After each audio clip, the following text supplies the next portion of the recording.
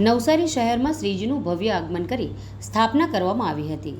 10 દિવસ સુધી પૂજન અર્ચન કર્યા બાદ હવે વિદાયની વેળા નજીક આવી ગઈ છે।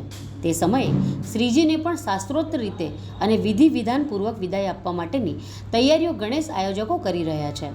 શહેરમાં કૃત્રિમ તળાવો તૈયાર કરવામાં આવ્યા છે, જેમાં 5 ફૂટ સુધીની મૂર્તિઓને વિસર્જિત કરવામાં આવશે। શહેરમાં કૃત્રિમ તળાવ તૈયાર કરવામાં આવ્યા છે, જેમાં નજીકના વિસ્તારમાં જઈને લોકો સારી રીતે ગણેશજીનું વિસર્જન કરી શકે। મોડી રાત સુધી વિસર્જન થતું હોવાના કારણે પોલીસ દ્વારા બધી જ વ્યવસ્થા કરવામાં આવી છે। નવસારી જિલ્લામાં ગણેશ વિસર્જનને લઈને વહીવટી તંત્ર સાથે પોલીસ વિભાગ દ્વારા તમામ તૈયારીઓ પૂર્ણ કરી દેવામાં આવી છે। નવસારી શહેરમાં આવેલા વેરાવળ ઓવારા ઉપર કૃત્રિમ તળાવ પાલિકા દ્વારા તૈયાર કરવામાં આવ્યા છે। સાથે જ નદીમાં પણ વિસર્જનને લઈને તમામ તૈયારીઓ પૂર્ણ કરી દેવામાં આવી છે। નવસારીના વેરાવળ ઉપર નાની મોટી મળીને કુલ 5000 જેટલી પ્રતિમાઓ દર વર્ષ વિસર્જિત કરવામાં આવે છે, જેમાં આ વર્ષે વધારો નોંધાવવામાં આવ્યો છે।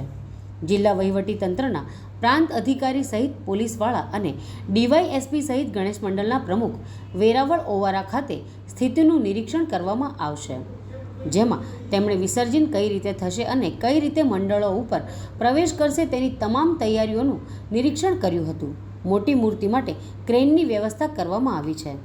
કોઈ પણ અનિચ્છનીય ઘટના કે કાયદા અને વ્યવસ્થા જળવાઈ રહે તે માટે 3 ડીવાયએસપી, 18 પીઆઈ, 40 પીએસઆઈ, 1000 પોલીસ સહિત હોમગાર્ડ જવાન સતત હાજર રહેશે।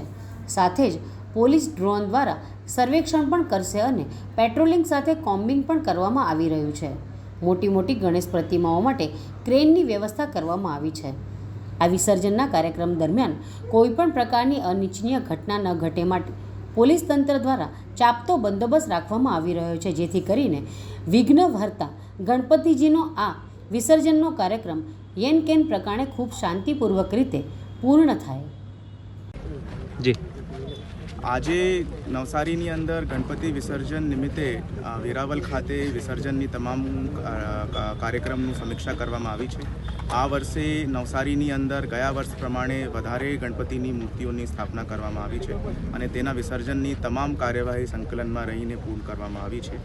મારે બધાથી એક અપીલ છે કે આપના ઘરની અંદર નાનું ગણપતિ હોય કે આપના પંડાલની અંદર મોટો ગણપતિ હોય, તમામ ગણપતિઓને ડેઝિગ્નેટેડ વિસર્જન સ્થળ ઉપર જ વિસર્જિત કરો। આખા નવસારીની અંદર 54 લોકેશન્સ 54 જેટલી લોકેશન્સ આઈડેન્ટિફાઈ કરવામાં આવી છે, ત્યાં જુદા જુદા ગણપતિઓનું વિસર્જન કરવામાં આવે છે અને મને ઉમ્મીદ છે કે આ વર્ષેનું ગણપતિ વિસર્જનનું કાર્યક્રમ બધા માટે અમે સ્મૂથલી યોજાવી શકીશું।